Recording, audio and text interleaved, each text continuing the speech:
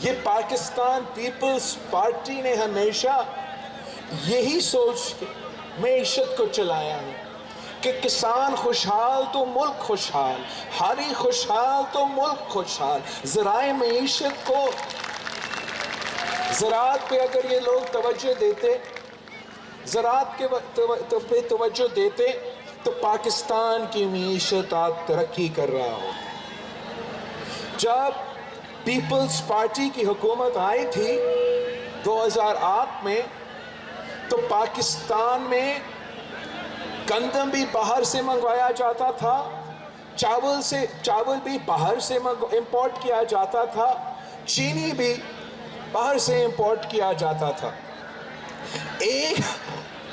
एक साल के अंदर ही अंदर सदर जरदारी ने एक मुल्क जो बाहर से मंगवाता था एक्सपोर्टर बना दिया था। एक साल के अंदर ही अंदर जहां बैरूनी मुल्क का गंदम खरीद रहे थे, हम पाकिस्तान का गंदम बाहर एक्सपोर्ट कर रहे थे, पाकिस्तान का चीनी बाहर बेच रहे थे, पाकिस्तान का चावल बाहर बेच रहे थे। इसी तरीके से जब वक्त का हारी खुशहाल था तो मुल्क का मईशत तरक्की करना शुरू कर दिया। इन्होंने क्या किया? आते हुए सबसे पहला डाका किसानों पे, हारियों पे, जमींदारों पे, ज़राअत के शोबे। आते हुए आप पे डाका मारा गया। सारे के सारे इनपुट्स तो वैसे ही महंगे हैं, जो पूरे मुल्क में महंगाई है पेट्रोल का, बाकी सब चीज़ों का, तो किसान का भी इनपुट्स भी महंगा हो गया है। फिर ऊपर से पानी का तकसीम में नाइंसाफी करके आपको नुकसान पहुंचाता है। टिड्डी दल का हमला हुआ, आपको याद है? टिड्डी दल का हमला जब इमरान के वक्त पे हुआ तो उन्होंने बहुत देर रिएक्ट किया था। शहीद बीबी के दौर में इसी टिड्डी दल का हमला हुआ था, तो पता नहीं कहां से, ईरान से, दूसरे ममालिक से जहाज मंगवाए गए थे कि टिड्डी दल का हमला का, माकर का हमला का बंदोबस्त करवाया जाए और किसानों को, हारियों को तहफ़्फ़ुज़ दिया जाए।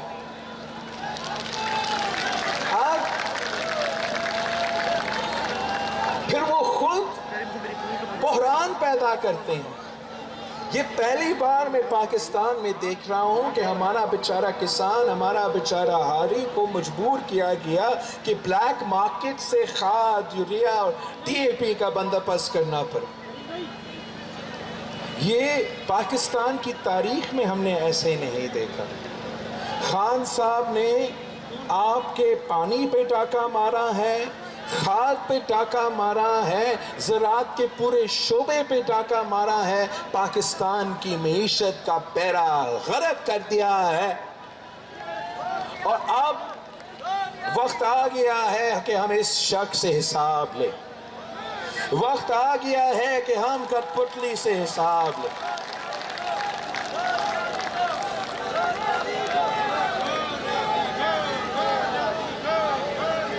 मैदान में निकले हैं, पाकिस्तान के अवाम के पास जा रहे हैं। हमारा जमहूरी हक एहतजाज करना, हम एहतजाज कर रहे हैं। आपके मसाइल, आपके इश्यूज को अवाम के सामने रख रहे हैं और जिदोजहद कर रहे हैं कि जमहूरी तरीके से इस गैर जमहूरी शख्स को निकाला जाए।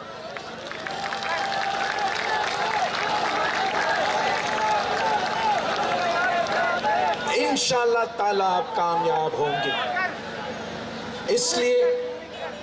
इसलिए कि आप इस मुल्क के अवाम के लिए जिदोजहद कर रहे हो, आम आदमी के लिए जिदोजहद कर रहे हो, और वो जो शख्स इक़्तिदार में है, जो कुर्सी पे बैठा है, जो आप पे मुसल्लत किया गया है, वो ना आपका सोचता है ना आम आदमी का सोचता है, सिर्फ अपना कुर्सी बचाने में वो पूरा का पूरा तवज्जो दे रहा है। कभी मीडिया पे पाबंदी, तो कभी अदालत पे हमला, तो कभी सियासी मुखालिफ को जेल भेजा जाता है। इस बुज़दिल में तनकीद सुनने का हौसला नहीं है। कल उसने मुल्क से खिताब किया। मुल्क से खिताब करते हुए वजीर आज़म साहब अपना रोना शुरू कर देता है कि मीडिया मुझ पे बहुत तनकीद करता है, मेरे साथ बड़ा नाफी कर रहा है। इतना बुज़दिल आपने कभी जिंदगी में देखा है? मुल्क का सरबराह टीवी पे आके लिटरली रोना पर शुरू हो गया कि जंग ने जो मेरे साथ किया, जंग ने जो खातूने अव्वल के बारे में लिखा। अरे जनाब, आपके साथ तो आपको याद नहीं है कि मीडिया पे पाबंदी था कि आपने मुनसिफ रिपोर्टिंग, मुस्बत रिपोर्टिंग करना है। मीडिया पे पाबंदी था कि आपके बारे के खिलाफ लिखने का इजाजत नहीं था, बोलने का इजाजत नहीं था। हम आपकी मुआशी पॉलिसीज पे बात करते थे, आपका आमराना पॉलिसीज पे बात करते थे, तो हमारा आवाज को काटा जाता था। सदर जरदारी का इंटरव्यू को आपने रोका से कि चले नहीं।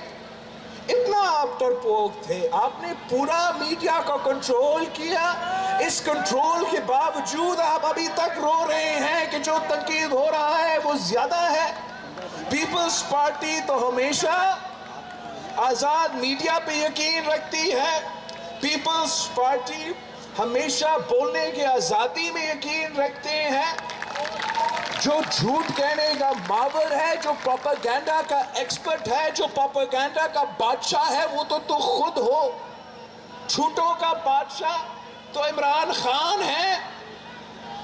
उसका जो पूरा सियासी जिंदगी का सफर है वो झूठ पे मुबनी है कि किसके बारे में ज्यादा झूठ बोला जा सकता है, किसको ज्यादा जोर से गाली सुना सकते हो। आपको अंदाजा ही नहीं है कि प्रोपेगेंडा क्या होता है।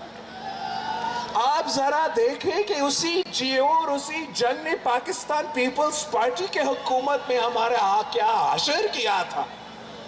आप किस तरीके से हमारा किरदार कशी करते थे, सदर जरदारी का किरदार कशी करते थे, शहीद मोहतरमा बेनजीर भुट्टो का किरदार कशी करते थे, कायदे अवाम भुट्टो शहीद का किरदार कशी करते थे। मगर देखे कि आज भी पाकिस्तान के अवाम को पता है कि दूध झूठा, भुट्टो सच्चा था। दूध झूठे थे, बीबी सच बोल रही थी, और दूध झूठे हो, सदर जरदारी सच्चा।